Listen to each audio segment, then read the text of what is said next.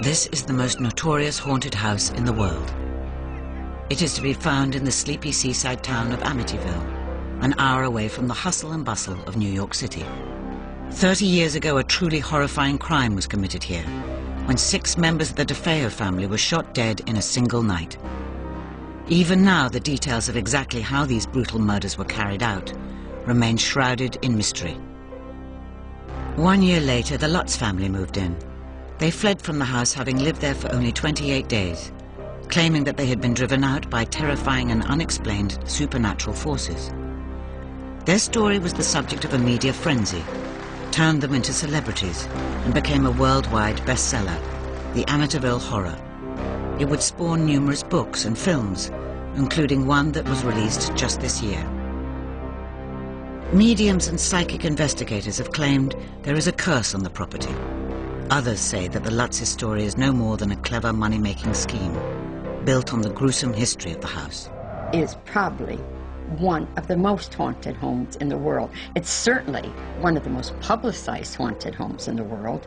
Whatever happened, it was a confluence of events and personalities, and it meshed to form the perfect psychic storm. It's just this web of lies, and the motivation was simple enough.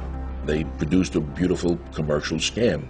Their version is not a true story, but if they call it a true story, you know, how could you say that they're liars? There were too many things that had happened and were going on to sit there in denial that something wasn't right with this.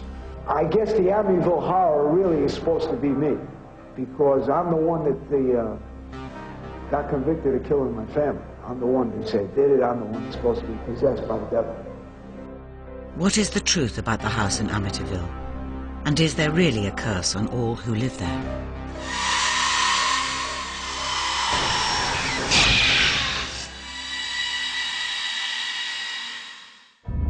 The mysteries and controversies surrounding the Amityville story begin with the horrific events that took place on the night of November 13th, 1974, when 6 members of the DeFeo family, mother, father, and 4 children, were shot to death inside this house.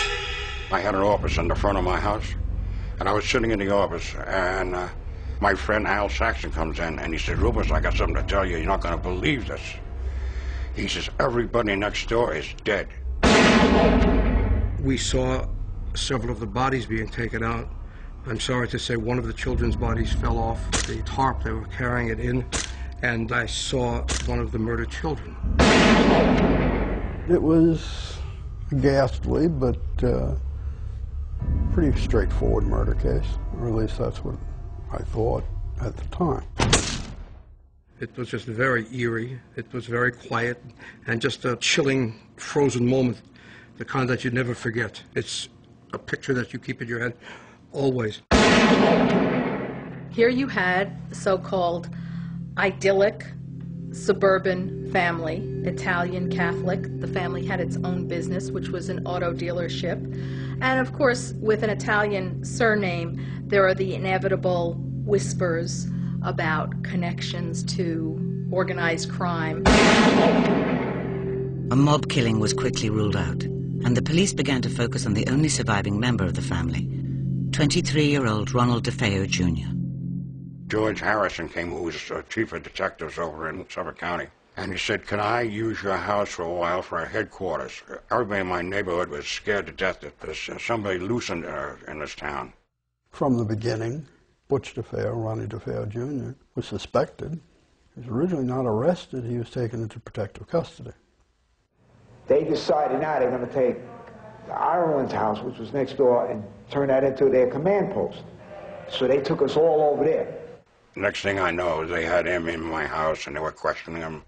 That went on for some time until his grandfather showed up.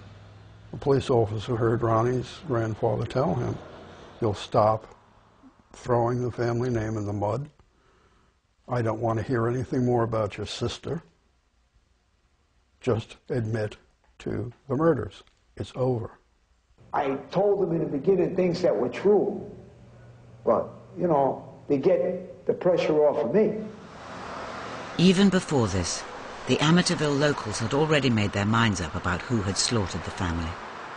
I walked around the neighborhood and I said, can you tell me anything more about what happened?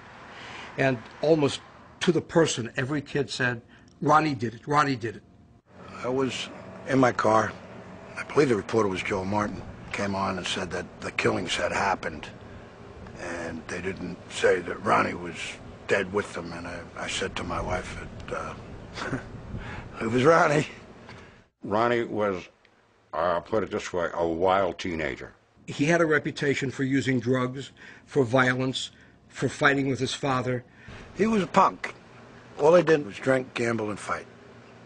If you knew him, and you knew the situation, I guess, or you ever spent any time around him, it was not something that he was incapable of doing. And when everybody else is dead and he's not, you know. There was a lot of problems, you know, and it's not that I could sit here and lie to you. I could say that I knew something bad was going to happen to my mother and father. Within a short time afterwards, Ronald DeFeo Jr. was officially named the suspect. He was the alleged murderer. He was the accused. After a short, sharp interrogation, DeFeo confessed to the crimes and gave the first of many versions of what happened. The standard story is basically Ronald DeFeo Jr., who was then 23 in 1974, woke up at approximately 3:15 a.m. and for reasons unknown, basically killed his entire family while they slept. He took the rifle and shot both of his parents who were sleeping in the master bedroom. Then he shot his younger brothers, 2 of them. And then he went to an adjacent bedroom and shot his sister. And then he walked up to the 3rd floor bedroom and shot his other sister, Dawn. After what happened, it was like a nightmare. I'm looking at my mother and father dead, my sister. I said, my God. I got scared. I ran out of the house, jumped in my car, ran down the street, got my friends, and came back to the house. DeFeo's confession did not explain a number of puzzling mysteries about the killings. Mysteries that would prompt rumors of accomplices, conspiracies, or influence. They were each shot with a .35 Marlin. We had an experiment conducted when we were preparing for trial, the noise level of the .35 Marlin. And that Marlin could be heard 4 to 5 blocks away from the house. Nobody heard a thing. I did find, however, one of the neighbors who heard at about between 3 and 3:30 in the morning the family's dog barking. It was crying or baying. With all the shots that took place, there were approximately 9 blasts from a Marlin. There was no evidence that any of the 6 victims had made any attempt to escape. What was so odd is how you managed to shoot 6 people in the middle of the night in a quiet neighborhood without awakening any of the people. A shotgun blast is pretty loud.